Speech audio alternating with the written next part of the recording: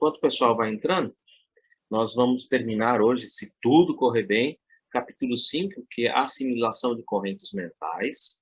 Nós continuamos a 2 minutos de iniciar os nossos trabalhos na sessão de desobsessão. Eu realmente reconheço que eu fui muito a fundo nesse capítulo, mas ele é muito importante. Ele traz toda a estrutura das comunicações, e como as comunicações se estabelecem, com quem você sintoniza, como é a tua aura mental, como é que fica a tua aura mental conforme os pensamentos que você irradia, pensamentos de alegria, de tristeza, de ira, de amor, cada uma delas, na sua aura mental, a tua aura mental, ela aparece de uma forma diferenciada, ela tem uma constituição diferenciada. Nós vamos hoje terminar os nossos estudos com relação a isso.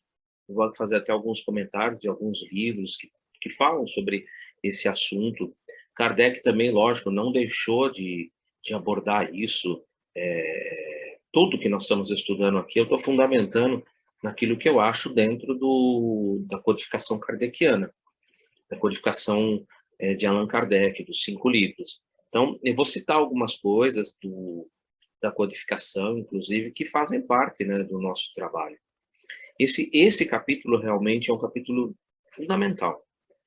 A gente vai ver, inclusive, algumas coisas que já foram, para quem está fazendo com a gente lá o estudo, o desenvolvimento mediúnico, a educação mediúnica, que estavam na terceira aula, que é a aula que falava sobre mediunidade, animismo e mistificação. Algumas coisas a gente vai ver aqui comentadas novamente. Quer dizer, o capítulo está bem dentro daquilo que a gente está estudando no centro, e é algo assim que é fundamental. Realmente, essa assimilação das correntes mentais é algo muito fundamental. Acredito que a maioria de nós já estamos por aqui, e a gente poderia, então, abrir a quem pudesse, por favor, fazer para a gente a abertura da noite de hoje, com uma prece, para que a gente possa estabelecer sintonia com os nossos guias, com os nossos mentores, e assim, com essa ajuda, com esse amparo, possamos realmente receber essa inspiração, essa intuição para os nossos trabalhos. Quem poderia fazer essa abertura?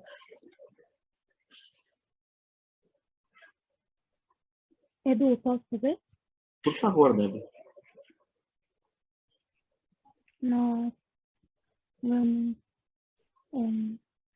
respirando com calma, entrando confortavelmente e fechando assim os olhos. Nós vamos pedindo aos bons espíritos de luz que estão ao nosso lado, possam nos edificar-nos através dessas palavras de luz que teremos hoje durante a aula, com a dedicação do Marco ao compartilhar suas experiências e juntamente com o professor Edu ao nos edificar-nos e inspirar-nos ainda mais. E, assim, com grande dádiva, nós vamos pedindo essa bênção e essa aula transborde de mais amor e aprendizado ao nos observarmos, ao nos dedicarmos, estarmos atentos e regozijarmos ao nosso moral, a nossa energia espiritual e nutrirmos o nosso espírito.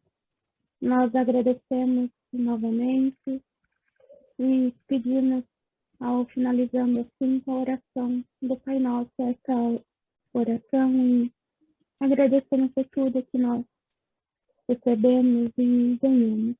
Pai nosso, que estás no céu, santificado seja o vosso nome. Venha a nós o vosso reino. Seja feita, meu Pai, a tua vontade, assim como ela é feita ao céu. O pão de cada dia nos dai hoje.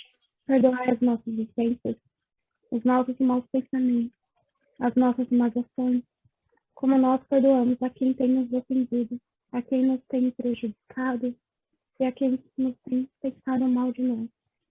E não nos deixeis cair em tentação, mas livrai-nos de todo mal, de todo mau pensamento, e dar-nos luz, força e mais ainda, elevação espiritual.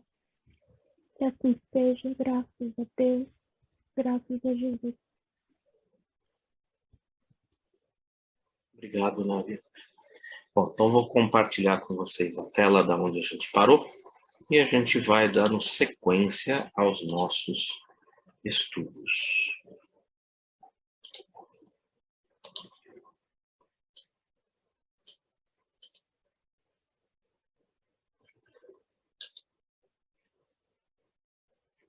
Eu acredito que deve estar visível para vocês.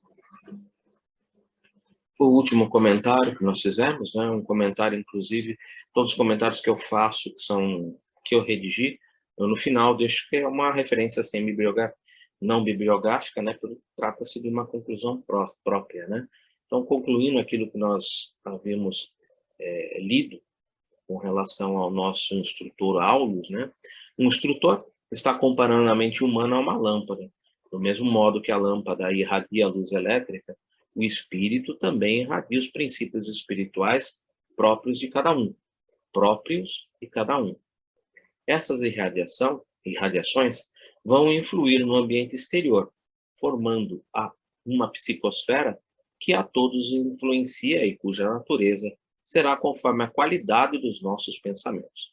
Ou seja, o nosso perispírito, a nossa psicosfera mental, nossa aura, ela vai ter as qualidades dos nossos pensamentos, ela traduz a qualidade dos nossos pensamentos. Nós vamos ver isso com muito mais profundidade ainda nesse capítulo, porque isso é importantíssimo. Isso nos diferencia, isso diz quem nós somos. Aqui na Terra, a gente pode até pensar uma coisa e falar outra, agir de uma maneira e estar pensando de uma outra maneira. No mundo espiritual, isso não existe, não tem como, não há como. A nossa psicosfera, nossa aura mental, ela nos diz exatamente quem nós somos, tá? O mesmo ocorre com os incontáveis planetas que compõem o universo, uns influenciando os outros pelas irradiações que externam, oriundas da sua humanidade. Até comentei que existe uma pergunta feita para Emmanuel no livro O Consolador com relação à psicosfera dos planetas, né?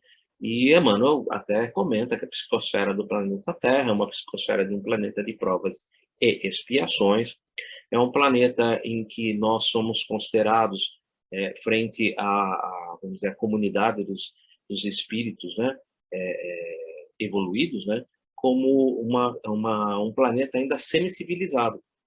Aqui a civilização ainda não é completa, né? Nós ainda somos considerados semi-civilizados. E por que semi-civilizados? Ele explica, né? Porque nesse planeta existe uma raça inteligente, que é a raça humana.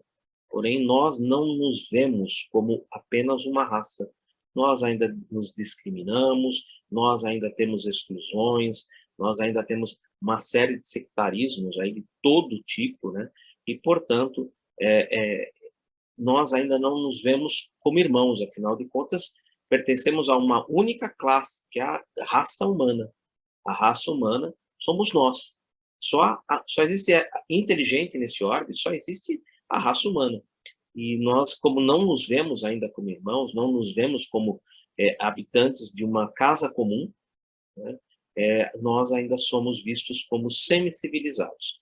A civilização mesmo, ela só vai ocorrer realmente no mundo regenerado, a partir do momento em que nós ali nos virmos habitantes de um mesmo orbe, né, habitantes da raça humana que vivem numa casa comum, que é o planeta Terra.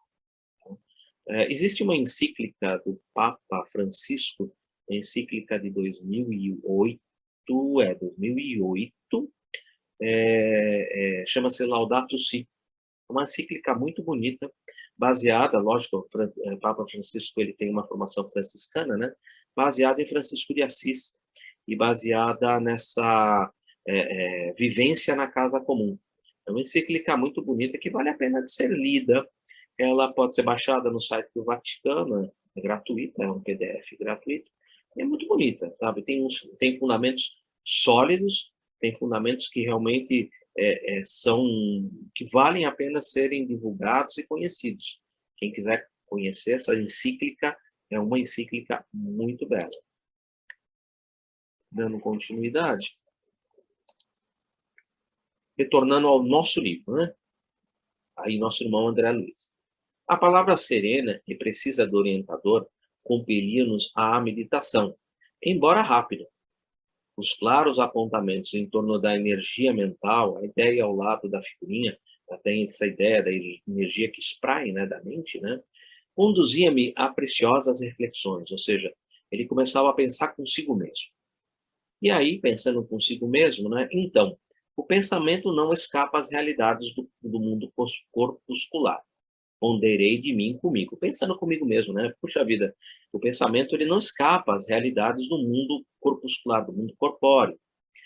Assim como possuímos na Terra valiosas observações referentes à química da matéria densa, relacionando-lhes às unidades atômicas, o campo da mente oferecia largas aplicações, largas oportunidades ao estudo de suas combinações.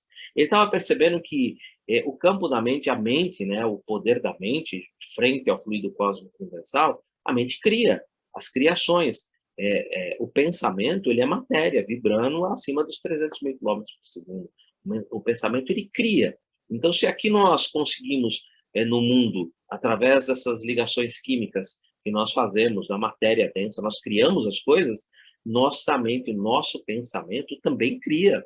E cria muito mesmo. E nós não nos damos conta desse poder do pensamento, dessa capacidade criadora que o pensamento tem. Nós ainda não conseguimos, eu acredito, e incluo, inclusive, nós ainda não conseguimos conceber conosco mesmo a capacidade criadora que nós temos com o pensamento e controlar os nossos pensamentos. Isso é algo que é algo que nós precisamos realmente nos aprofundar nisso. Precisamos muito nos aprofundar nisso, né? E aí Aulus, né, percebendo que André Luiz pensava consigo próprio, lembrando que Aulus é um espírito e elevado, ele é um dos ministros, né, do nosso lar, ele é ministro do nosso lar, né? Ele não é um espírito, vamos dizer assim, de baixa hierarquia. Ele, lógico, esses pensamentos, né, irradia, né, ele sintoniza os pensamentos tanto de André Luiz como de Hilário. Então, o livro todo é recheado de situações em que tanto Hilário como André Luiz estão pensando consigo próprio, como aparece no próprio Evangelho, ali quando Jesus, com os seus discípulos, que os discípulos estavam, a palavra que eles usam ali, arrazoando, né? Arrazoando é pensando consigo próprio, né? E estavam ali pensando consigo próprio e Jesus já vinha com a resposta, né? Aqui Aulus dá a mesma, tá, gente? Vocês vão perceber durante o livro, toda hora, Aulus, quando eles estão pensando em alguma coisa, Aulus já vem trazendo as informações daquilo que eles estão ali refletindo, né? E Aulus, pensamentos. Aí, como percebeu que André Luiz estava pensando sobre isso, e Hilário também, e aí ele traz pensamentos de crueldade, revolta, tristeza, amor, compreensão, esperança ou alegria, teriam natureza diferenciada, com característicos e pesos próprios, adensando a alma ou se utilizando-a, além de lhe definirem as qualidades magnéticas. Antes de eu ler o comentário que eu coloquei, o que ele está querendo dizer? Pensamento de, por exemplo, revolta, tristeza, tem uma densidade magnética diferente de um pensamento de amor, de compreensão, de esperança ou de alegria. Cada um deles tem uma qualidade magnética diferente. Essa qualidade magnética diferente, ela propicia na formação do perispírito pesos diferenciados, adensando no perispírito, quando lá no mundo espiritual, né, pesos próprios, ou adensando a alma, quando aqui encarnado. Porque ele está falando nos dois estágios, ele não está falando só não, só estou falando do adensando a alma, lembrando que a alma é espírito encarnado, ele segue a codificação kardeciana, então ele está falando tanto aqui, nós encarnados, como ele também está falando sobre, olha, lá no mundo espiritual, isso também, lá tem pesos próprios. E essa parte dos pesos próprios, a gente pode encontrar alguma informação além disso, se você ler o livro Nosso Lar.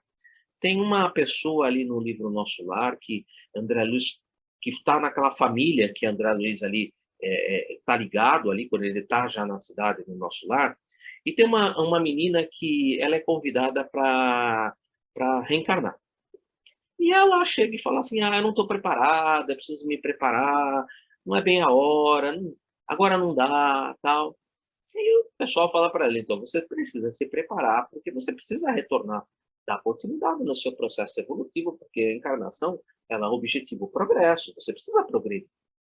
Tudo bem, vou me preparar. Só que o que acontecia? Ela não ia se preparando.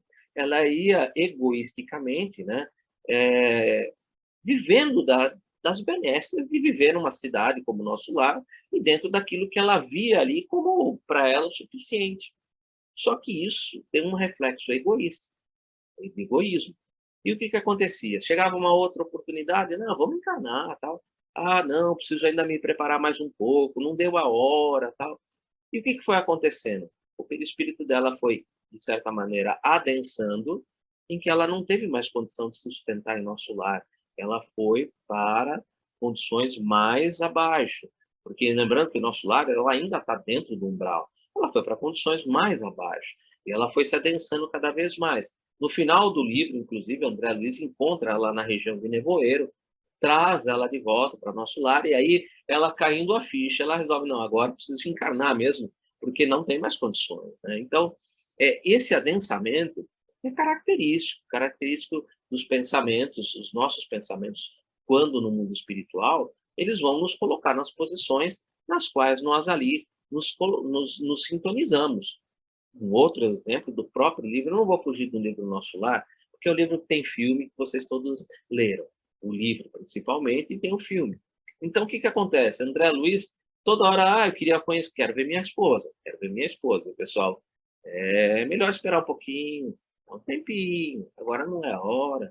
Mais um pouquinho, mais um pouquinho. Até que chegou um dela, eu vi a Narcisa, pega e fala, bom, vamos lá ver sua esposa. E quando ele chega lá, ele encontra uma outra pessoa já, casada, com a esposa dele e tudo.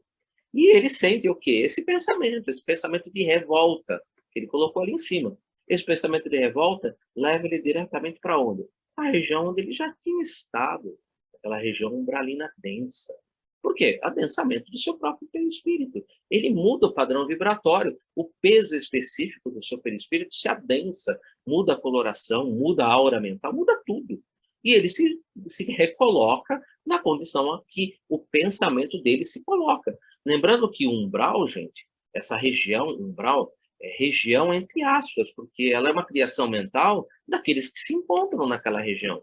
Eles não conseguem conceber uma região melhor do que aquela, porque eles não têm controle sobre os seus próprios pensamentos. É simples assim. A região umbralina em que André Luiz se encontrava, que não tinham casas, não tinham vegetação, não tinha nada, não tinha por quê? Porque a mente das pessoas não conseguia elaborar nada naquela região. Eles não tinham controle mental de si próprio, não conheciam os poderes mentais que tinham.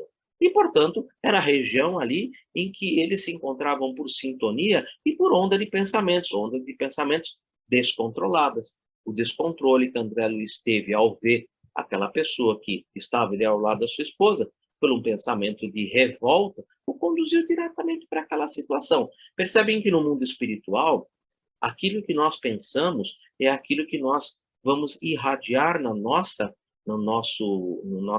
aura mental, no nosso perispírito. O livro do Nosso Lar, ele traz inúmeros casos, inclusive da menina que batia nos muros, que nosso irmão ali, coordenador, que pede para André Luiz olhar mais fixamente para a aura mental dela, onde via as marcas dos abortos, ou seja, tudo fica impregnado em nós. E para nós realmente ir tirando essas impregnações, só a prática do bem, do amor, da caridade, do amor ao próximo, é que vai realmente mudando o nosso pensamento, né? Mudando os nossos hábitos, mudando os nossos pensamentos. Isso falando de mundo espiritual. Mas ele fala sobre o adensamento da alma. Ele também está tocando no aspecto aqui dos encarnados. E aqui, quando encarnado, gente, quantas vezes você, de repente, você tem um cara ali que toda hora, isso não vai dar certo. Não, isso daqui só vai dar errado. Isso aqui, não, isso aqui não funciona desse jeito. É aquela pessoa odiosa, sabe? Parece aquele desenho que a gente via, né? Daquela hiena, né? Que a hiena e o... Bom, era no meu tempo, né? Da hiena e o leão lá, Hip Hard, né? E ele, ó dia, ó azar, esse sujeito que só pensa negativo, chamado também de mala sem alça, a gente chama assim, putz, esse cara é um mala sem alça, né? É esse cara que tem esses pensamentos aqui encarnado, que esses pensamentos na sua aura aqui mental, no seu perispírito, tão denso que se reflete nele mesmo. Você chega perto dele, você sente essa energia negativa. Você não quer muito ficar perto dele, você... Putz, esse cara é um mala sem alça. Por quê? Porque ele é um cara que só pensa negativo, só vai dar tudo errado. Na vida dele, ele não pensa positivo. Ele não é aquele dia que quando você cumprimenta, não é aquela pessoa que você cumprimenta e fala assim, bom dia, tudo bem com você? O cara fala, sabe, ontem me deu dor de cabeça, eu estava com não sei o quê. Sempre tem problema. Não é aquela pessoa que, oi, tudo bem com você? Tudo ótimo. Irradie boas energias. Pense positivo.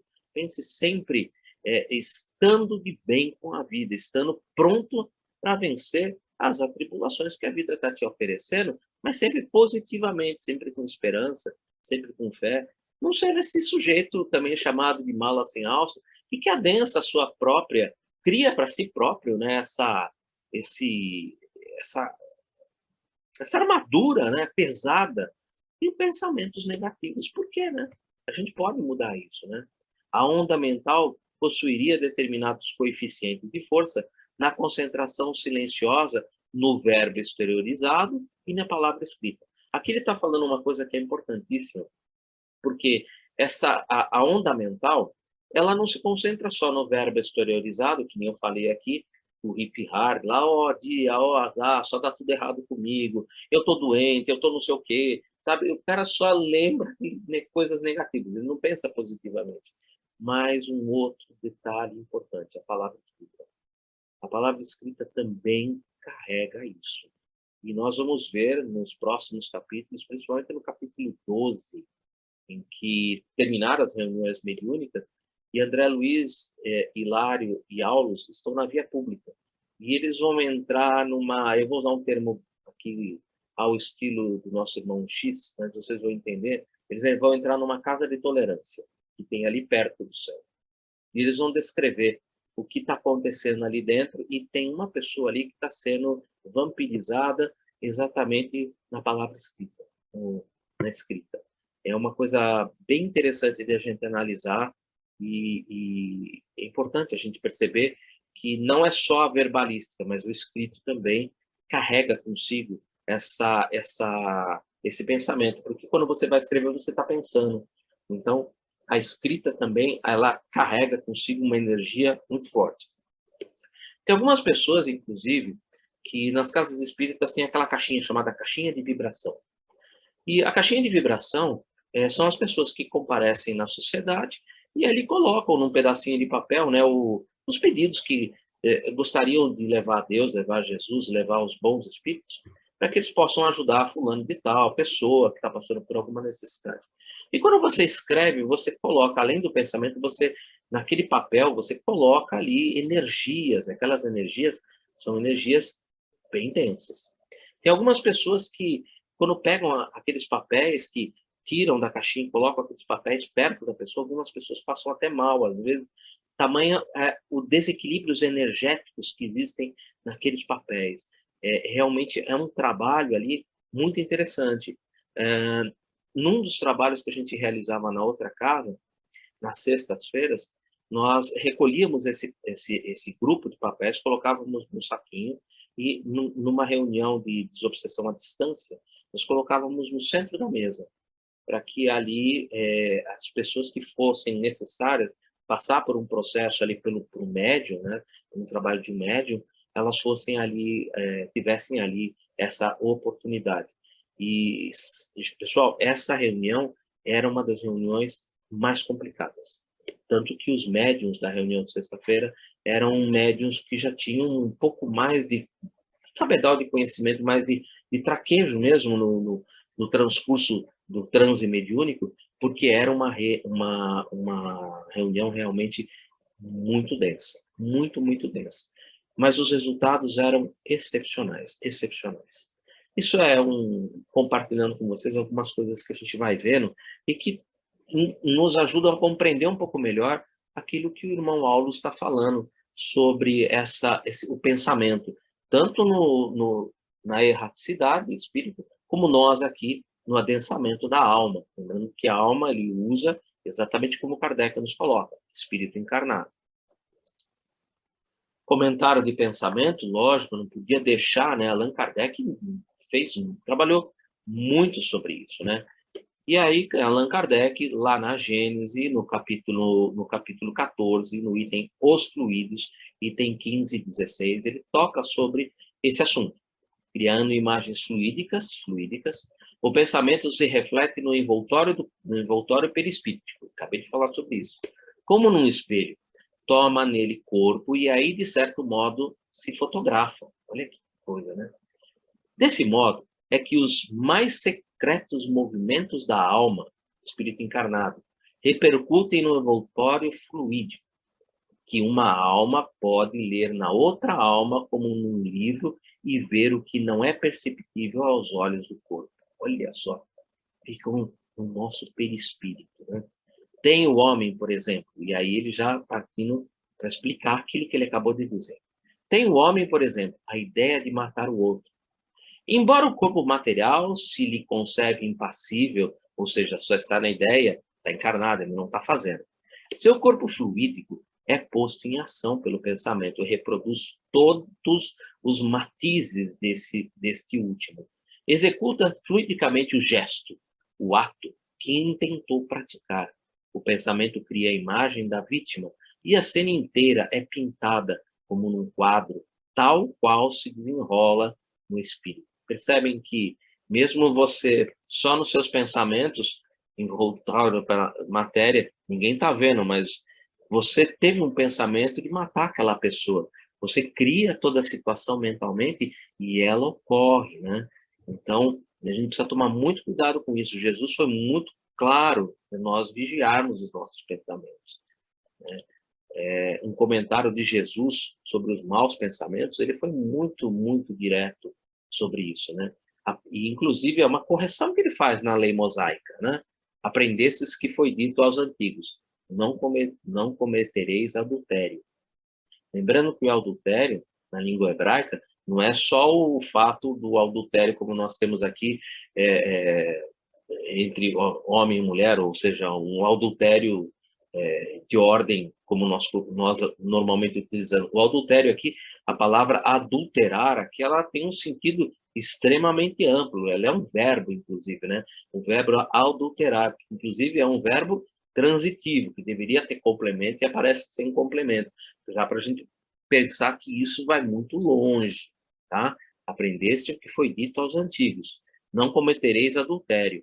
Eu, porém, vos digo que aquele que houver olhado uma mulher com mau desejo para com ela, já em seu coração cometeu adultério com ela. Por quê? Porque ele criou, ele pintou toda a imagem. Nós lemos isso em Kardec agora. Ele criou toda a imagem, ele realmente, o ato aconteceu. Só não foi ali expressado na matéria, mas o ato aconteceu. Percebem que como é grave isso, gente? Como isso é importante, como isso é muito grave. É muito grave. Por isso, eu ter me detido praticamente 3 semanas para ficar só num capítulo. Porque é algo muito grave, é algo muito importante. A gente precisa ter conhecimento disso. Concordo que não é fácil vigiar os nossos pensamentos. Eu sei que isso não é fácil. Eu vivo com isso, eu sei que é muito difícil, mas é um aprendizado que nós precisamos fazer. Temos que fazer. O Evangelho segundo o Espiritismo, capítulo 8º, Bem-aventurados os que têm puro coração. Allan Kardec, item de número 5. Comentário, forma pensamento. Lógico, mecanismos da mediunidade é a continuação do livro, né, nos domínios da mediunidade, e ali o nosso irmão também, ali, o instrutor de André Luiz ali, ele também trabalha sobre isso, né? E aí ele dá uma outra aprofundada.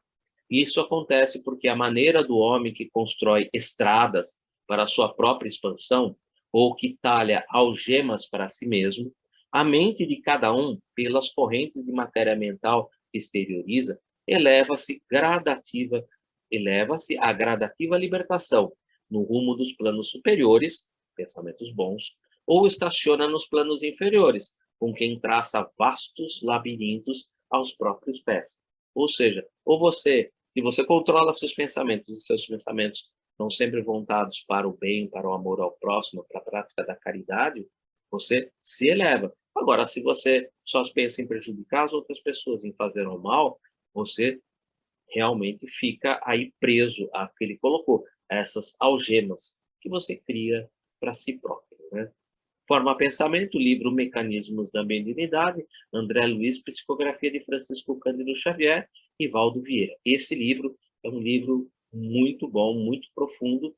É um livro que foi escrito a 4 mãos, né? Porque Francisco Cândido Xavier escrevia as páginas pares e Valdo Vieira escrevia as páginas ímpares desse livro. Comentário de Formas Pensamento, agora também um outro livro que eu acho fantástico, tá? Os livros de cabeceira ali atrás, né? Formas Pensamento, o livro Pensamento e Vontade, de Ernesto Bozano. A usura, a ambição, e eu acho interessante do Ernesto Bozano, é que ele dá exemplos. O livro do Ernesto Bozano, ele tem figurinhas, e eu tirei as figurinhas para colocar aqui, porque ele não só ele comenta, como ele dá exemplos dos estudos que eles realizaram. E as figurinhas são sensacionais, né? A usura, a ambição, a avidez produzem formas retorcidas, como que dispostas a aprender o cobiçado objeto, ou seja, de querer se ligar àquele objeto, né? A avidez, a ambição. O pensamento preocupado com a resolução de um problema produz filamentos espirais. Essa menina ao lado é típica desse do rapaz embaixo, né? Os sentimentos de ódio ou de afeição originam formas semelhantes aos projéteis. A cólera, por exemplo, assemelha-se ao zigue-zague de um raio. O medo provoca jatos de substância pardacenta, quais salpicos de lama. Lógico que ele, Ernesto Bozano, ele coloca isso nesse livro porque é uma psicografia e é um outro espírito que está ali passando para ele aquilo que ele visualiza, aquilo que, quando ele encontra as pessoas nesses pensamentos, aquilo que exterioriza, aquilo que está sendo exteriorizado pela mente daquela pessoa. Essas formas foram tiradas daquele livro, tá? Por exemplo, o impulso de amor, aqui ao lado, você vê a formação, uma formação bela, bonita, né? Impulso de devoção, também uma formação que você vê que as ondas, elas seguem um padrão, né? Um padrão de oscilação. A oscilação é quase sempre perfeita, né? Essa oscilação que vocês veem é esse tracinho que vai de um lado ao outro, né? É como se fosse seguindo o batimento cardíaco. Interessante, porque é uma oscilação que forma. E dentro dessa oscilação é que se formam essas formas de pensamento. É interessante isso. O livro do Ernesto Bozano, ele traz mais coisas do que eu coloquei aqui. Eu trouxe apenas algumas coisas para dar aquele salpico e dar aquela vontade de ler o livro, né? Comentário das formas de pensamento, a nossa psicosfera no acesso de medo, né? Percebem que no medo não há nenhuma formação externa, é só mesmo... E percebem que os picos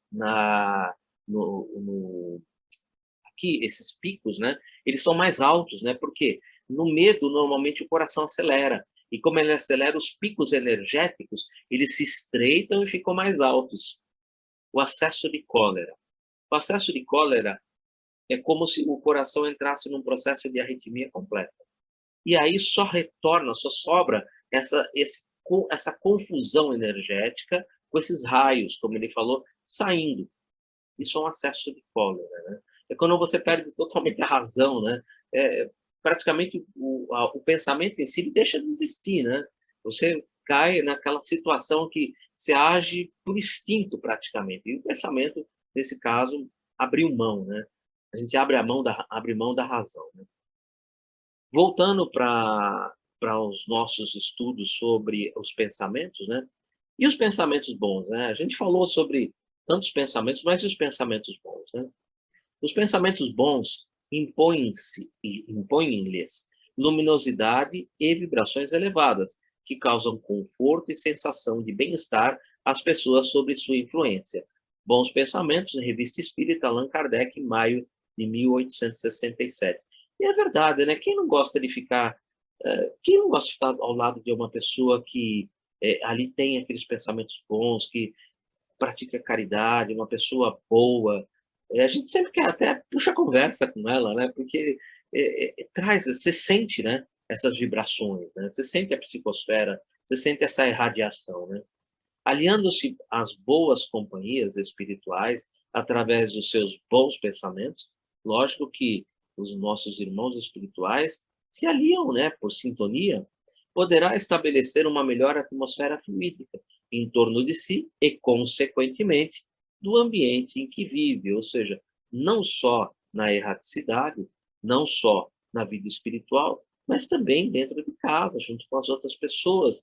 Se você irradia bons pensamentos, se você irradia amor, se você irradia paciência, compreensão, indulgência, é óbvio, né, que as pessoas perdem até o que vai falar, né? As pessoas se sentem até, às vezes, não tem nem o que dizer, né? Elas se sentem bem mesmo, né?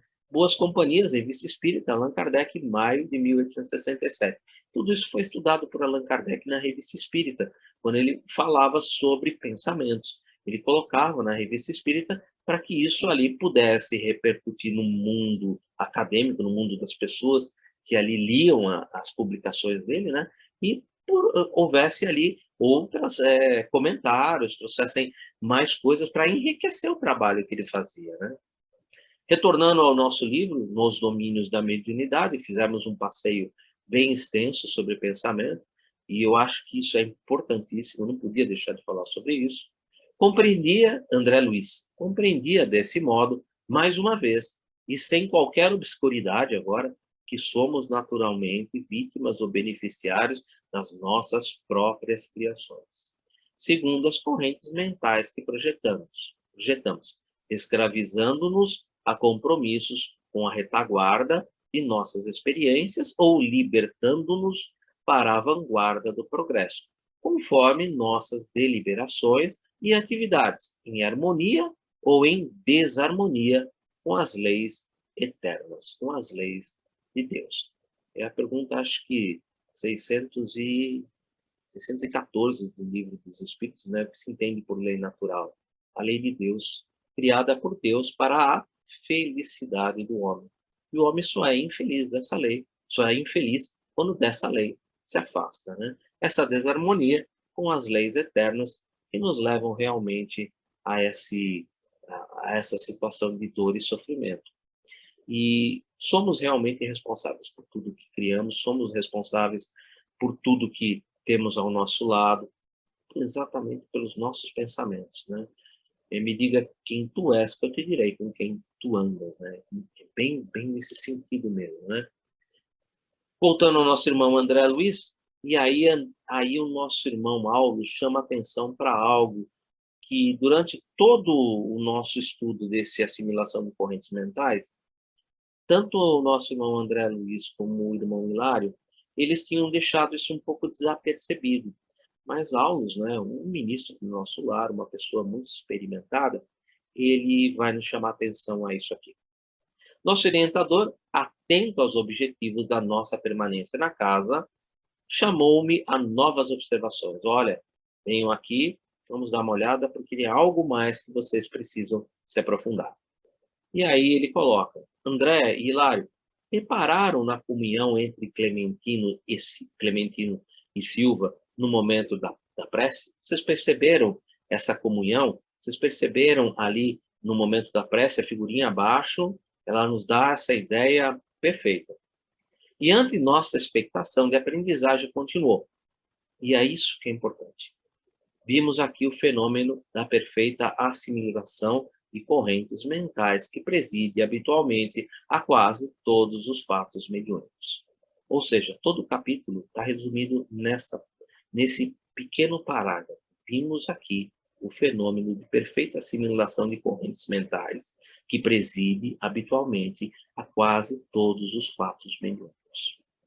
Assimilação de correntes mentais, ou seja, perfeita sintonia, estabelecer sintonia. Olha que coisa, como isso é importante, né? ele vai continuar descrevendo. Antes, eu fiz um comentário com a prece, então eu até primeiro fazer já aqui esse comentário. Gente, eu vou fazer um comentário aqui de alguém que eu já vi isso inúmeras vezes. Inúmeras vezes. O sujeito chega para mim, começa ali no desenvolvimento mediúnico, na educação mediúnica, e fala assim: eu sou uma porta, eu nunca vi nada, eu nunca senti nada, eu nunca escrevi nada, eu nunca senti nada, eu nunca vi nada. Eu falo para ele: beleza, ótimo, muito bom. E aí, passado um tempo, depois que ele está com a gente lá um tempo, eu chego e convido a ele e falo assim: o que você acha de você fazer uma palestra para nós? Palestra do Evangelho segundo o Espiritismo. Uma coisa simples, uma coisinha bem simplesinha. Tá? Você vai pegar um teminha ali do Evangelho, vai falar ali meia hora, alguma coisa que você conseguiu ali amealhar, compreender dentro daquilo que está dentro da codificação do Evangelho segundo o Espiritismo, vai compartilhar conosco.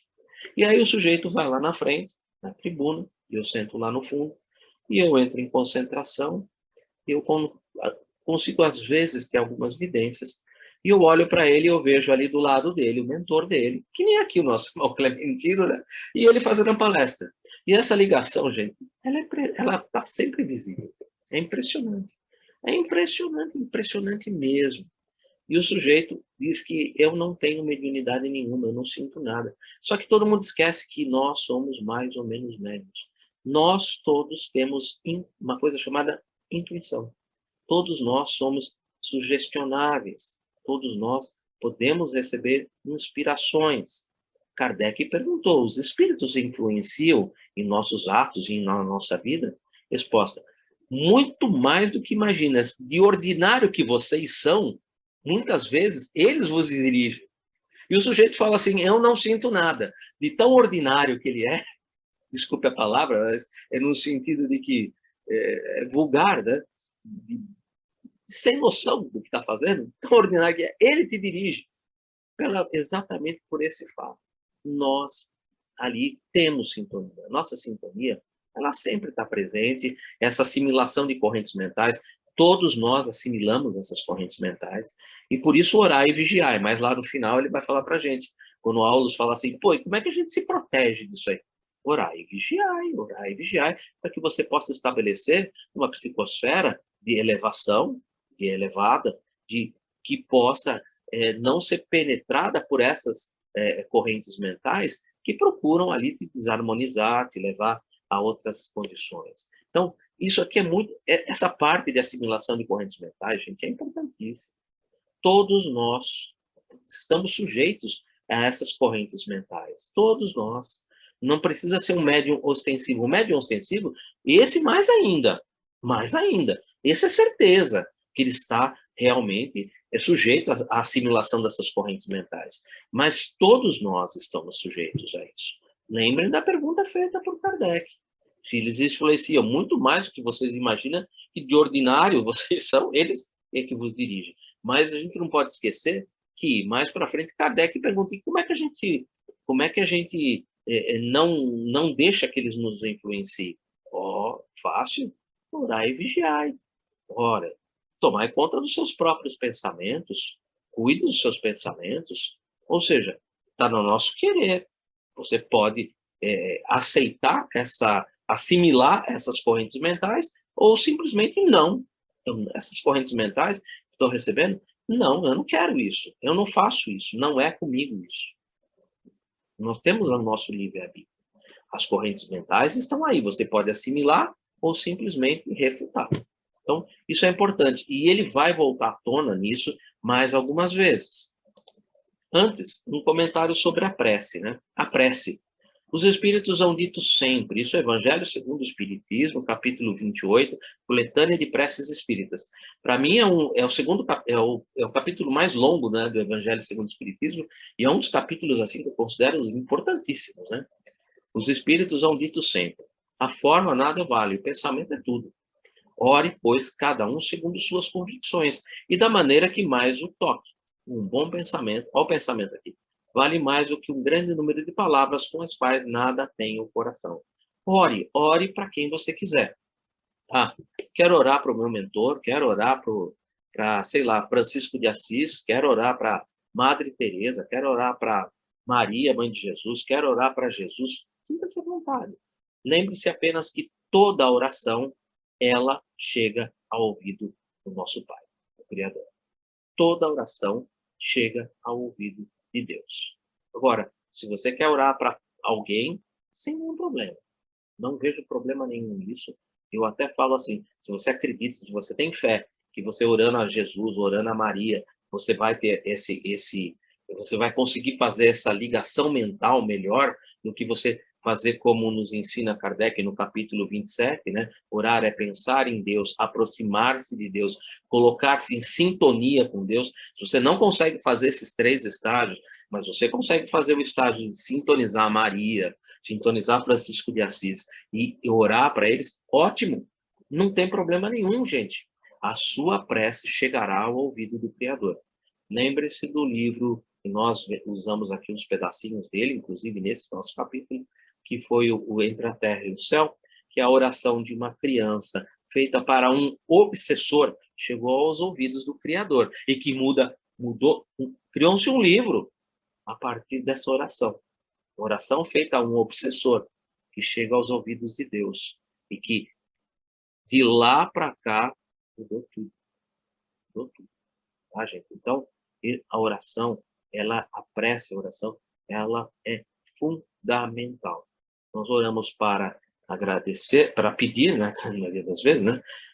Mas deveríamos também orar para agradecer e principalmente para louvar a existência, louvar a possibilidade de estarmos aqui juntos, reunidos, amparados por Jesus como modelo e guia. Isso também é muito importante, né? Comentário: a prece e pensamento. Está no pensamento o poder da prece. Está no pensamento o poder da prece. Que por nada depende nem das palavras, nem do lugar, nem do momento que seja feita. A prece em comum, ou seja, com muitas pessoas, tem ação mais poderosa. Quando todos os que oram se associam de coração, não estão ali apenas para fazer número, né? Não estão ali como naquela historinha que eu costumo contar, né? Do sujeito que é o presidente do centro espírita, chega no sábado, vai recolher mantimento para fazer o sopão, chegam para ele: ó, você vai recolher mantimento com a gente? Ele vira assim e fala: vou, lógico, né? Se eu não for, o que vão dizer de mim, né? Ou seja, é só exterior, né? É aquilo que a gente encontra no capítulo 15 do Evangelho segundo o Espiritismo, que é a falsa aparência do bem. A falsa aparência do bem não traz o coração, ela traz apenas a máscara. Então, se associam de coração a um mesmo pensamento e colimam, vão para o mesmo sentido, né? O mesmo objetivo, porquanto é como se muitos clamassem juntos em um único coro. Evangelho segundo o Espiritismo, capítulo 17, pedi obtereis, né? Também uns capítulos lindos, né? Retornando para a clareza de raciocínio, e agora as comparações de Aulus são lindas, né? Comparemos a organização de Silva, nosso companheiro encarnado, a um aparelho receptor, quais os que conhecemos na Terra, dos domínios da radiofonia. Ou seja, comparemos o nosso irmão Silva como se fosse um radinho. A emissão mental de Clementino, condensando-lhe o pensamento e a vontade, envolve Raul Silva em profusão de raios que lhe alcançam o campo interior, primeiramente pelos poros, que são miríades de antenas sobre os quais essa emissão adquire o aspecto de impressões fracas e indecisas. Lembram que eu citei o nosso irmão Allan Kardec, capítulo 15 da Gênese, quando ele fala sobre os poros perispiríticos? É exatamente a mesma coisa que Aulus está colocando aqui, que está lá na nossa Gênese. Ele não foge um milésimo, como ele mesmo colocou lá no capítulo 2, que ele iria seguir tudo aquilo que nós já tínhamos na codificação, que ele ia usar, inclusive, as mesmas palavras. E aqui ele usa exatamente a mesma coisa, do tipo assim: ó, vocês já têm isso lá na Gênesis, tá? Pelos poros perispiríticos, que são miríades, que são como se fossem milhões de antenas, sobre as quais essa emissão adquire aspecto de impressões fracas e indecisas. Ele absorve essa energia, essa energia sobe pela coluna vertebral e vai até o cérebro, né? Onde ele irradia isso. Nós já vimos a figurinha ao lado, ela é bem clássica nesse sentido. Essas impressões apoiam-se nos centros do corpo espiritual, que funcionam à guisa de condensadores, isso lá no perispírito. Atingem de imediato os cabos do sistema nervoso a desempenhar o papel de preciosas bobinas de indução. Aqui ele está falando para a gente o seguinte, olha, aquela energia ela é captada no perispírito, pelos centros de força do perispírito. Os centros de força do perispírito, eles rebaixam, jogam isso nos centros vitais ou centros de força do duplo etérico, e essa energia caminha para o corpo físico. Só que quando ela caminha para o corpo físico, ela é uma energia que não tem corrente. Como se fosse, por exemplo, uma faísca que só tem tensão, mas não tem corrente. E aí entra desempenho o nosso sistema nervoso, por isso nós chamamos que as nossas glândulas, principalmente as glândulas que captam essa energia, que está no centro de força, o plexo solar, né, que é o que capta essas energias mais facilmente, há uma glândula que está cercada por um plexo. Esses plexos, na verdade, são ramificações de nervos, que estão ali, ramificações de nervos e de entroncamentos de veias e nervos, que agem exatamente como se fosse uma bobina enroladinha, uma bobina de energia. Então, eles recebem essa energia e essa bobina, ela amplifica, trazendo, além da tensão, a corrente. Então, é por isso que ele fala assim, essas suas glândulas de vocês no corpo físico, elas estão envolvidas por esses plexos, por essa rede, por essa ramificação de nervos, exatamente porque chega para vocês esse pensamento, mas chega apenas uma tensão muito sem corrente, algo que precisa ter força, criar energia. Então, esses entroncamentos é que são responsáveis para agir como se fosse num sistema de energia elétrica mesmo, em que você precisa de bobinas para gerar corrente. Então, desempenha o papel de preciosas bobinas de indução, gerando corrente, acumulando-se aí num átimo, ou seja, rapidamente, e reconstituindo-se automaticamente no cérebro, passando ele sobe pela coluna vertebral, né, e chega no cérebro, onde possuímos centenas de centros motores.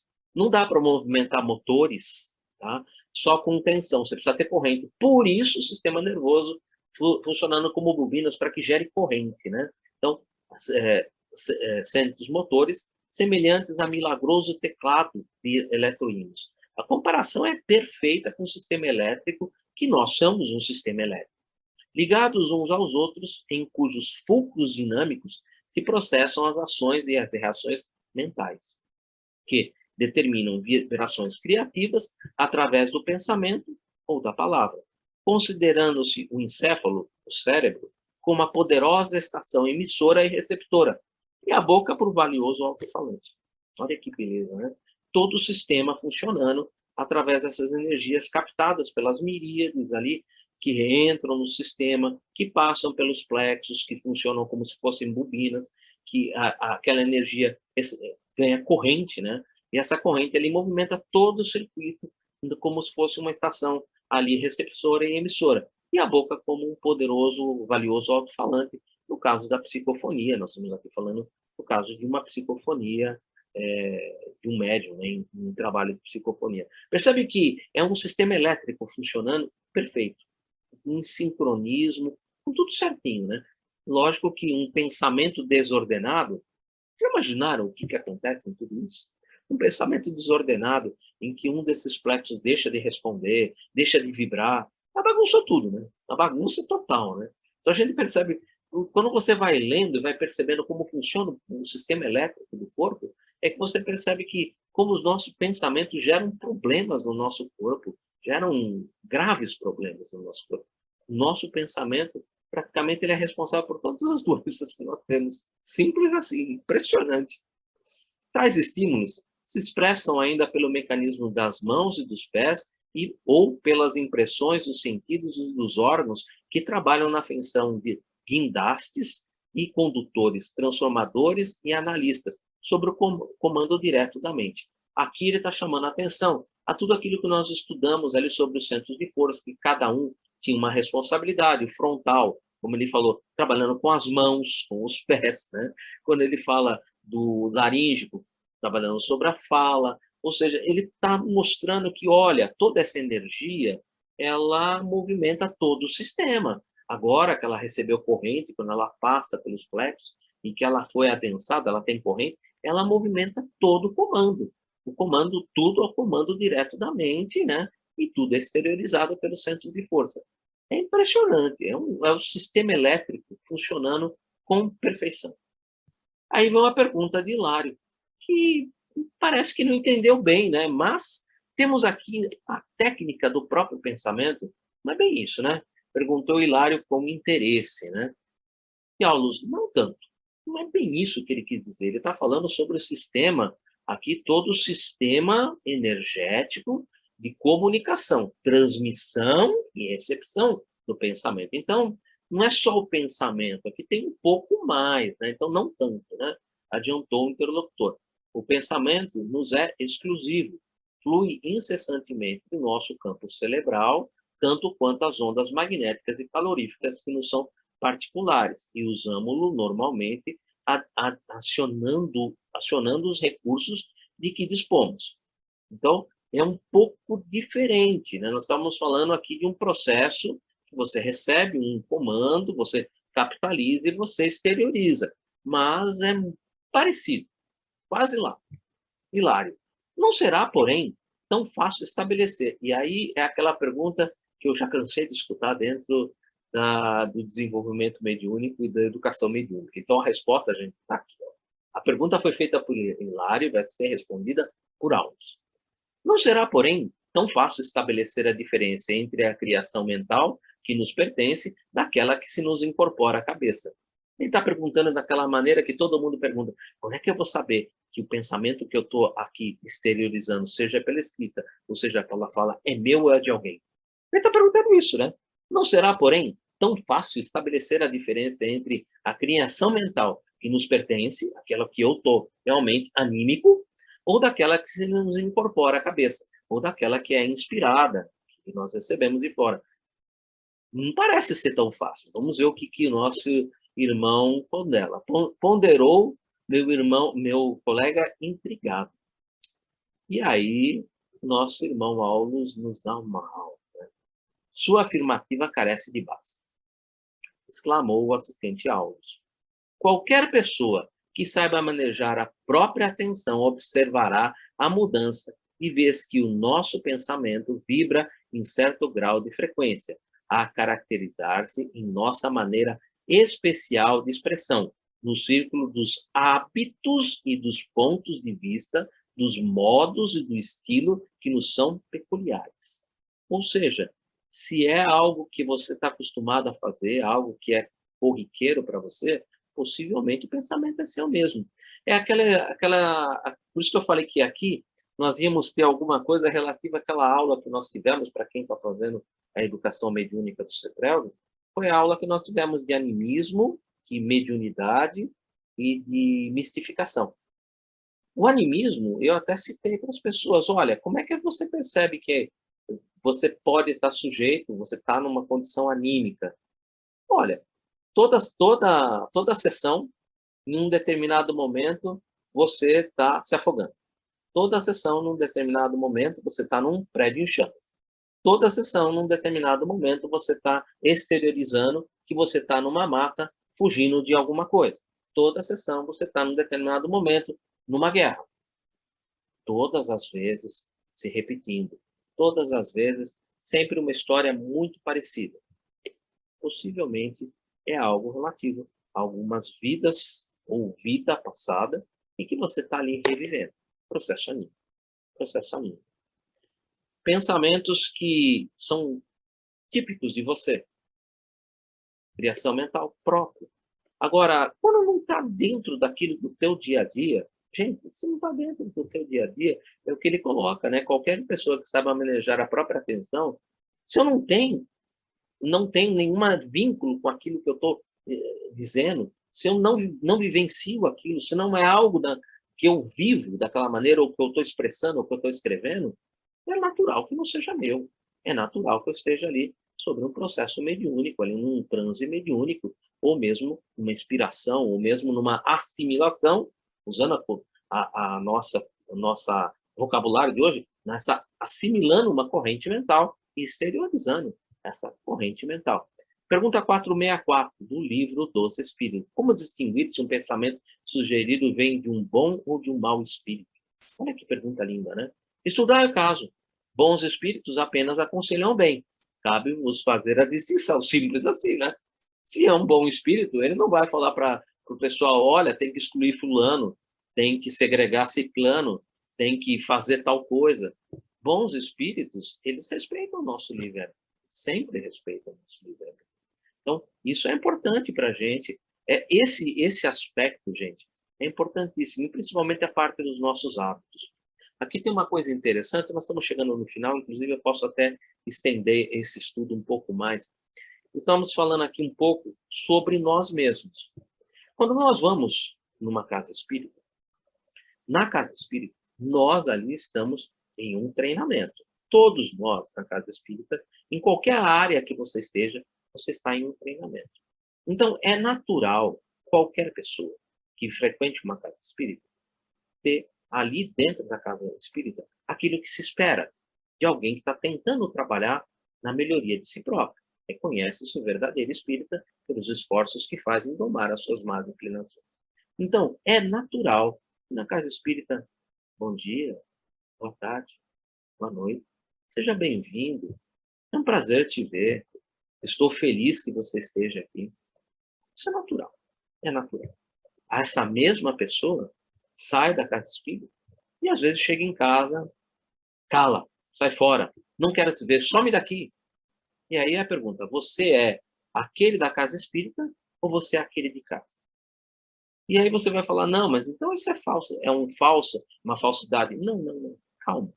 A casa espírita é um lugar para nós fazermos um treinamento de como nós devemos ser. Agora, em casa, nós somos realmente quem nós somos. Agora, o que cabe a nós, o verdadeiro espírito, como é que é o verdadeiro espírito? Reconhece pelos esforços que fazem domar as suas más inclinações. Cabe a nós nos esforçarmos em casa para que aquilo que nós fazemos naturalmente dentro da casa espírita se torne natural dentro da nossa casa. Esse não é uma coisa que vai acontecer assim, ó. Isso leva muito tempo, porque é mudança de hábitos. Mudança de hábitos, mudança de forma de tratamento com as pessoas, reconhecer deficiências, reconhecer, ser indulgente, desenvolver paciência, desenvolver mansuetude. Gente, é desenvolver virtudes. Na casa espírita, tudo muito fácil. Vai em casa. Com aquelas pessoas que estão ali porque tem algum probleminha. Porque a família realmente é para nós acertarmos probleminhas. Então, ali é um ambiente exatamente para se reconhecer o verdadeiro espírita nos seus esforços que fazem domar as suas más inclinações. Então, não fiquem pensando assim, é duas faces, duas caras. Não, não, não. É natural. É totalmente natural isso. Na casa espírita, ele se esforça ali, o ambiente é totalmente diferente, não tem os atritos que tem em casa, não tem os problemas familiares que nós temos junto com nossa família. Então, ali realmente é um lugar para exercício. Eu gostaria de ser assim. Agora, se você gostaria de ser assim, reconhece-se o verdadeiro pelos esforços. Se esforce na sua casa para você ser realmente dessa maneira. Essa é a ideia da doutrina espírita. Essa é aquilo que a doutrina espírita nos coloca como o verdadeiro espírita. No Evangelho segundo o Espiritismo. Isso é o verdadeiro espírito. E essa é a ideia que ele está colocando aqui para a gente. Entendeu? Você vai se reconhecer exatamente reconhecendo o que vem de fora e o que nem vem de fora, exatamente quando você começa a compreender melhor essas nuances. Olha, na casa espírita eu sou tão bonzinho, mas aqui em casa tenho problemas com paciência, tenho problemas com mansuetude, tenho problemas para suportar determinada pessoa, determinada forma como a pessoa conversa comigo. É o meu esforço, é o meu trabalho, é o meu conhecimento, é onde eu vou usar daquilo que a doutrina espírita nos oferece, as luzes da doutrina espírita, para que a gente possa começar a nos conhecer e nos controlarmos, controlar os nossos pensamentos, mudança de hábitos, né? Mas, gente, é natural realmente qualquer reunião de de início ali, vamos dizer assim, desenvolvimento mediúnico, educação mediúnica, é como o nosso irmão Divaldo Pereira Franco conta, inclusive, nos vídeos, né? Nessas primeiras reuniões, 80% é anímico. 80% é anímico. Depois, com o passar do tempo, é que esse exercício mental de sintonia, de reconhecer quando é teu, quando não é teu, porque não é a tua forma de agir, você começa a perceber isso com mais naturalidade, é que essa parte anímica vai dando lugar a uma parte cada vez mais mediúnica, podendo chegar, nos casos, por exemplo, de Divaldo e Francisco Cândido Xavier, a 95% mediúnico. 100% não existe, tá, gente? Não existe. 95% mediúnico, que já é um grau de mediunidade fantástico. Vide Divaldo Franco, vide Francisco Cândido Xavier.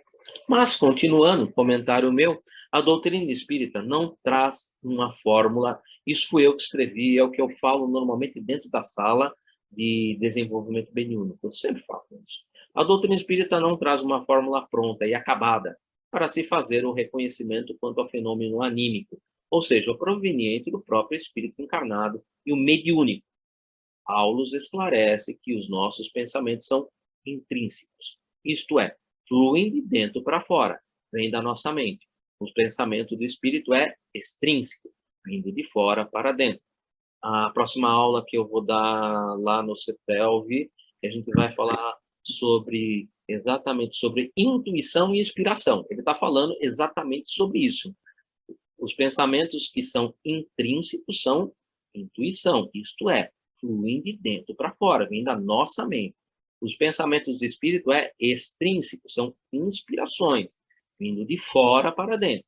Os nossos estão sempre de acordo com o grau de evolução que já alcançamos, traduzindo as nossas inclinações e tem sempre o mesmo conteúdo moral e intelectual. Porém, já os pensamentos vindos do plano espiritual são diferentes, quanto à forma e o conteúdo, variando conforme o espírito que se comunica. E isso a gente vai percebendo realmente com o desenvolvimento, com a prática mediúnica. A maneira do médium adquirir a capacidade de distinguir se o pensamento é o seu ou do espírito é estudar a doutrina e manter um padrão de comportamental compatível com os ensinos morais que são do Cristo. Senão, realmente, fica muito difícil. Texto sem referência é texto meu, tá? Retornando a Aulus, em assuntos dessa ordem, é imprescindível muito cuidado no julgar.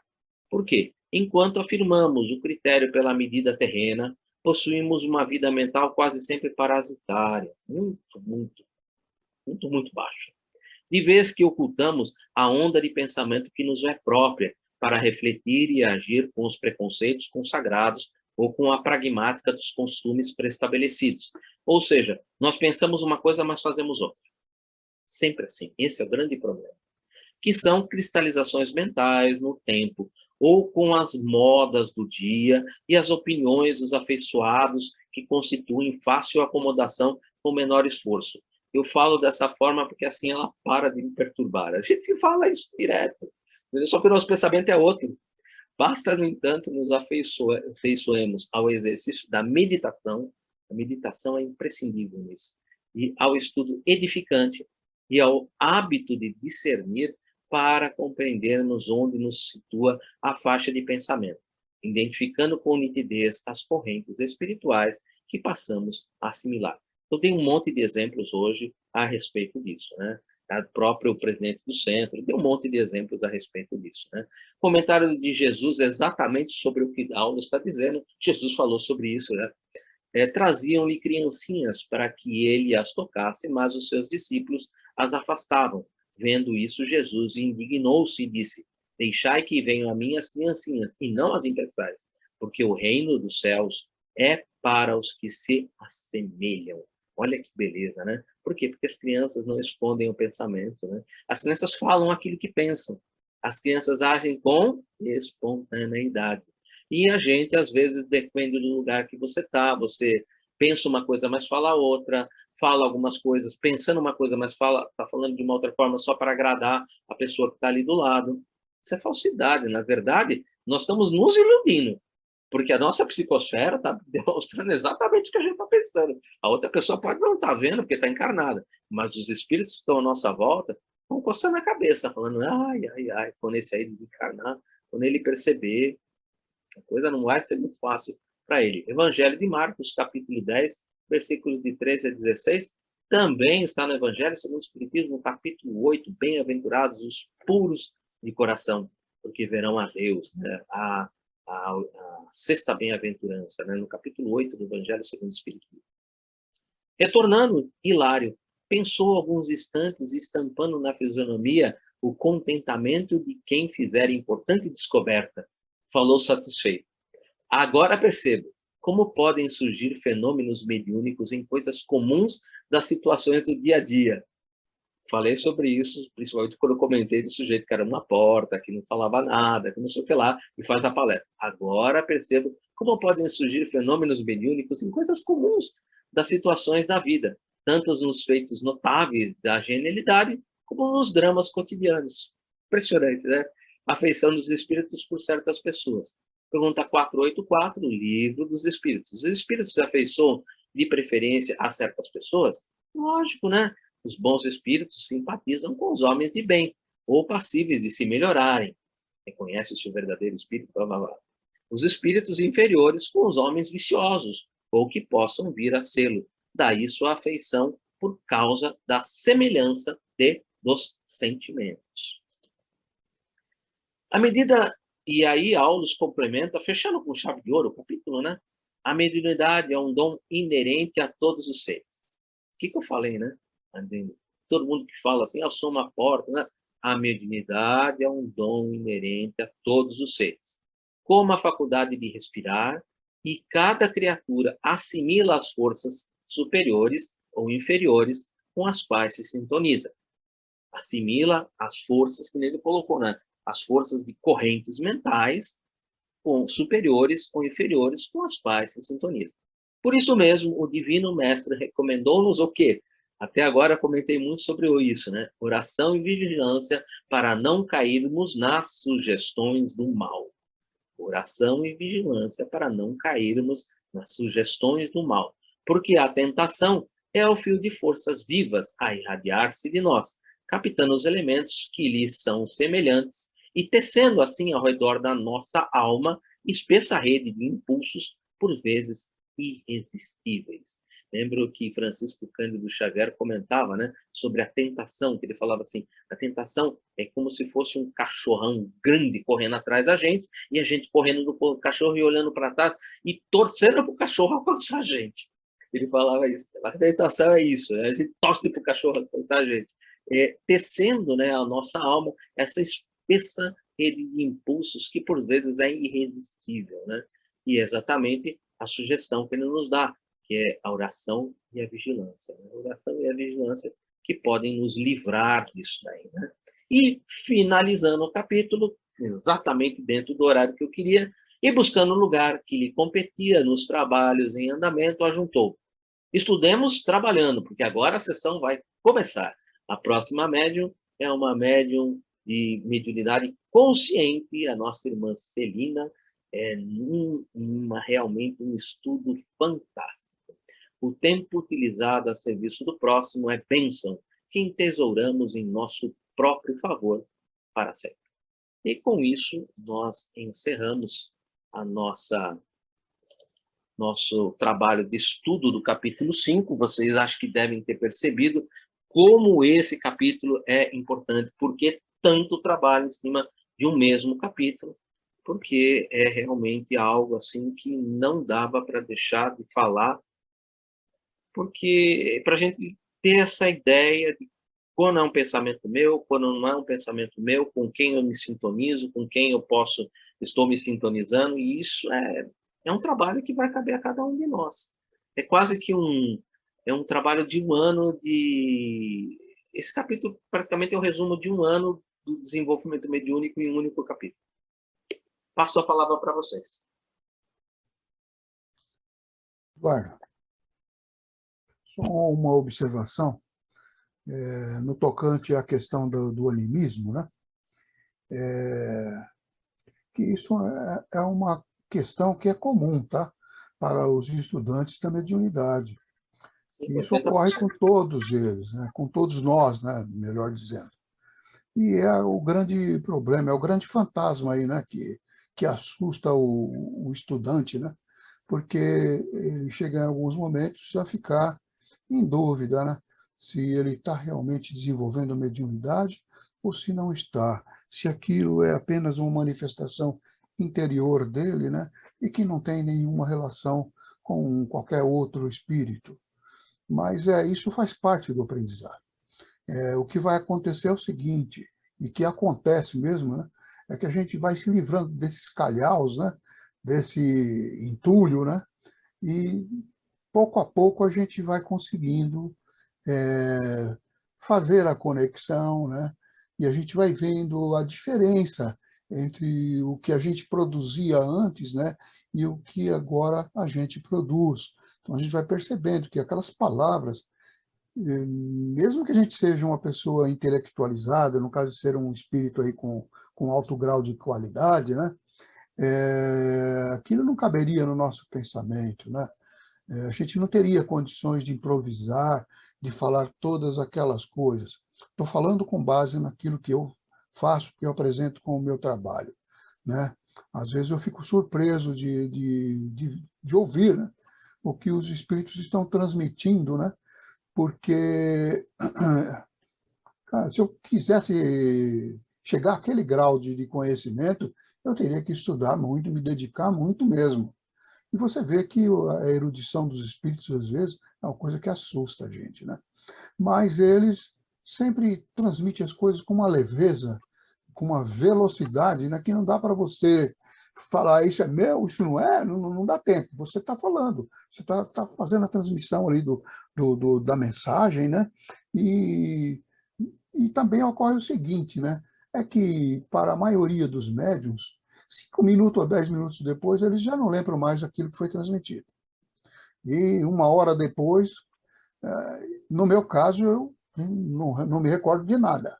Eu tenho que perguntar para quem estava na audiência. O que o espírito falou aí? Porque realmente eu não lembro. Não lembro. Se for uma psicografia, tudo bem, está ali registrado. Mas é uma psicofonia complicado. Mas, como falei, com o tempo a gente se liberta desses preconceitos, desses problemas, né? E a coisa vai fluindo normalmente, a gente vai tendo confiança, e é isso que os espíritos precisam, de confiança, né? Para que eles possam fazer o trabalho deles. Não é o nosso trabalho, é o trabalho deles, né?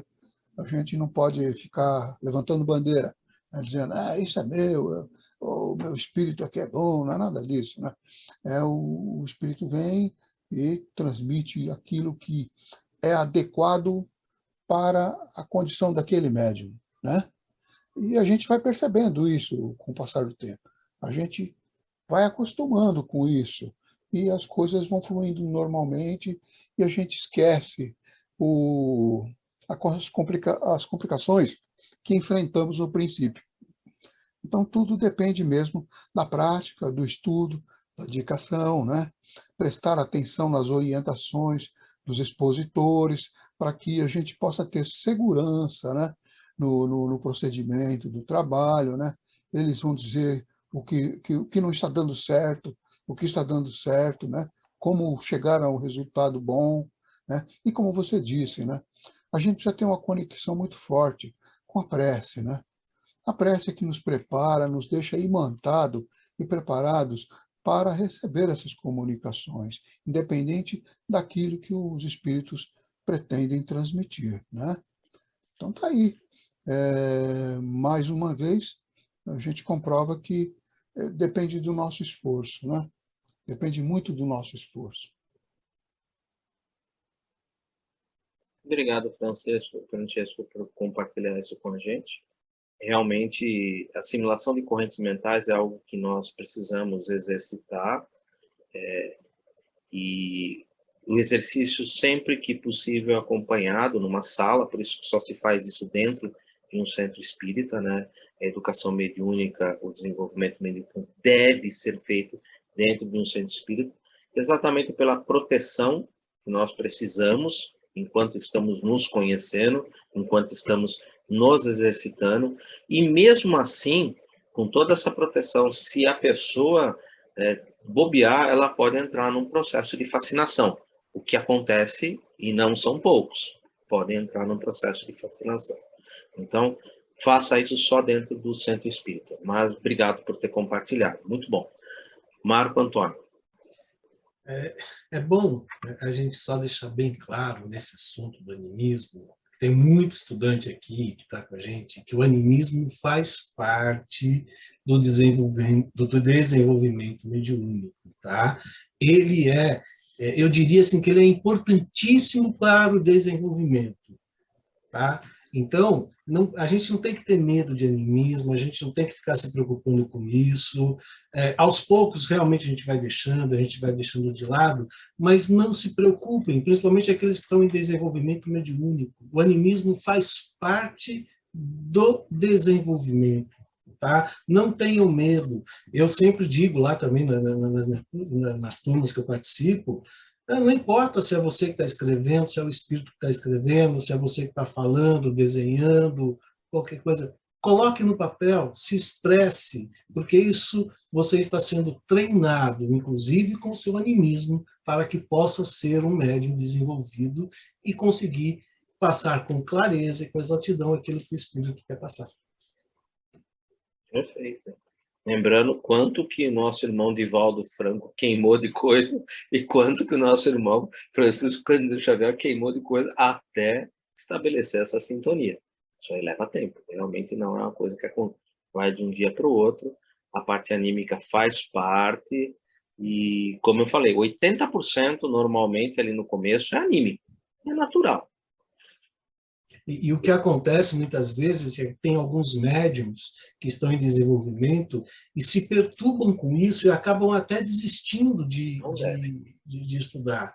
E tudo é uma questão de treino, é uma questão de prática, de exercício. Por isso, a gente está lá, que é um estudo mediúnico, é um desenvolvimento das faculdades mediúnicas, porque médium já é, né? É treinar, se exercitar para conseguir usar essa capacidade, né? Isso, a parte mediúnica, a parte anímica, ela é tão importante que a gente tem um médium curador. Nós não falamos, acho que há uma aula ou duas anteriores, do passe de sopro, acho que foi na anterior. Aquilo é totalmente anímico, totalmente anímico. Então, é importante, essa parte é importantíssima. Nós temos médium curador, nós temos muitas atividades que são anímicas. A vidência, por exemplo, é o espírito vendo com seus olhos espirituais. É uma parte totalmente anímica. Isso é anímico, é normal, natural isso. É natural. Mari?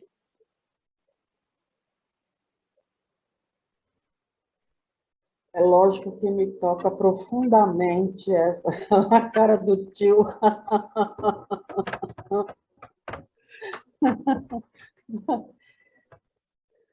Assim, vai escrevendo. Sim. Não é uma irresponsabilidade. Gente, vai escrevendo. Eu vou escrevendo o que é da minha cabeça, fingindo que é um espírito. Você não sabe se é um espírito ou não. Você ainda não consegue ter essa que nem fala ali, foi explicado ali, às vezes é difícil saber, mas com o tempo você consegue, porque você se analisa. E você, Mari, desculpa eu falar o nome assim, você é um caso específico, você escreve de maneira diferente que você escreve com palavras diferentes daquilo que você está acostumado a falar. Não era para ter essa dúvida. A sua letra é completamente diferente. Uma é letra de forma, outra é letra cursiva. Que mais você quer? Eu acho que eu queria dar uma olhadinha nele. Quem sabe um dia? Olha, quem sabe um dia? A vidência é algo que acontece assim a qualquer momento, entendeu? Então, só que não se assuste, tá? Porque tem alguns que falam assim, se eu ver espírito, eu vou sair correndo. Não saia correndo. Eu tenho uma amiga que sempre fala, né? A vidência é uma faca de duas pontas, né? Porque você vê tanto o que é bom quanto o que não é, Sim. né? E normalmente a gente só quer ver o que é bom, né? Então, eu já não sei se eu quero ver, não, viu? Não, no momento certo, sempre tudo que é importante sempre acontece. Ele vai estar disposto para nós. Apenas para confirmar tudo que já foi falado pelo Eduardo, Francesco, o Marco Antônio, a Nábia, enfim. Fecha essa porta aqui para mim, por favor. Eu observei o seguinte, que assim como o Evangelho segundo o Espiritismo, ele foi classificado em capítulos numa crescente. Primeiro a gente precisou descobrir que Jesus não veio destruir a lei, que há muitas moradas na casa do meu pai, meu reino não é desse mundo. Foi aquela crescente que nós já conhecemos. A educação mediúnica também, essa questão da mente. Você precisa estar em conexão, você precisa estar em sintonia, você precisa estar em prece, em oração, você precisa estar cantando músicas edificantes, porque quem canta ora duas vezes. E tudo isso faz parte, como a Nábia falou, o evangelho no lar. E tudo isso é aliado à reforma íntima, a autoconhecimento, elevar, melhorar, crescer a sua conduta moral, vai fazer você se sintonizar com quem? Com espíritos esclarecidos, com espíritos que querem servir no bem. Então, também é uma crescente. Comece com o Evangelho no lar uma vez na semana, daqui a pouquinho você vai estar fazendo mais de uma vez na semana, porque você só quer se conectar com aquilo que te traz paz. E vai acabar se conectando com o espírito que vai te trazer paz também. Só esse comentário, essa contribuição que eu queria trazer. Obrigada. Muito bom. Não sei o que aconteceu, acho que o Gilberto caiu, né? Não está mais aqui com a gente. Bom, gente, semana que vem, alguém quer colocar mais alguma coisa? Semana que vem nós vamos, realmente agora nós vamos entrar dentro de uma sessão mediúnica, né? Puxa vida, são 5 capítulos, agora estávamos a 2 minutos da sessão mediúnica, agora a sessão mediúnica vai começar. Então, primeiro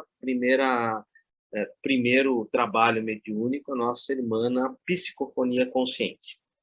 Tá? Semana que vem, então, a gente começa o capítulo 6. Eu não vou garantir que dá para fazer o capítulo 6 em um único encontro, porque tem muitas nuances interessantes da psicofonia consciente que eu acho importante a gente estudar, inclusive, como o próprio Marco Antônio colocou, muitos são estudantes lá do CETREV que estão fazendo com a gente a educação mediúnica, então é importante a gente estudar essas mediunidades e ver o trabalho mediúnico de cada um dos médiuns, aprofundar nesse trabalho, a gente conhecer isso, não só conhecer o material, mas também o lado espiritual, que André Luiz e Hilari vão nos apresentando. Então, isso vai ser muito legal. Lógico que essa sessão, gente, ela está acontecendo em 1949. E as sessões mediúnicas realizadas naquela época são um pouquinho diferentes das sessões mediúnicas de hoje. Inclusive, a gente vai falar algumas coisas a respeito disso, né? Ali, a presença das pessoas ali é um caso, né? A gente vai comentar um pouco sobre isso e vai ser importante para a gente conhecer esse tipo de coisa. Realmente algo muito interessante. Alguém gostaria de colocar mais alguma coisa? Senão a gente pode partir para o nosso encerramento. Eu vou deixar só um pensamento do dia aqui, Edu, para todo mundo refletir. Uma coisa que você falou lá no começo, sobre o pensamento, que nós não notamos ainda a força do pensamento que nós temos. Só que, mesmo sem notar, nós criamos e alteramos várias situações, tanto para um lado como para o outro, nas doenças, nas situações da vida, em tudo. Então, acho que é para a gente ficar pensando o que nós podemos fazer com o nosso pensamento. Muito bom. Muito bom mesmo. É isso aí. Orar e vigiar para não cair em tentação. Alguém gostaria de fazer encerramento para nós? Posso fazer, Edu? Amém. Oh, desculpa, Jane, por favor. Então, vamos agradecer por mais esse encontro, por mais esse estudo. Agradecer aos nossos amigos espirituais que nos apoiam e inspiram. Agradecer ao nosso irmão Eduardo, sempre tão dedicado e elucidador dos nossos estudos. Vamos deixar nossa vibração de amor e carinho a todos que necessitam, aos enfermos, aos sofredores da guerra, aos necessitados de todas as formas. Pedimos proteção à nossa semana e possamos melhorar um pouquinho a cada dia. E elevando nosso pensamento para Deus, nosso Pai, Jesus, nosso Mestre, Maria, nossa Mãe, vamos realizar a oração da Ave Maria. Ave Maria, cheia de graça, o Senhor está conosco, bendita sois vós entre as mulheres, e bendito é o fruto do vosso ventre, Jesus. Santa Maria, Mãe de Deus, rogai por nós, os pecadores, agora, sempre, e na hora de nossa passagem. Que assim seja, graças a Deus.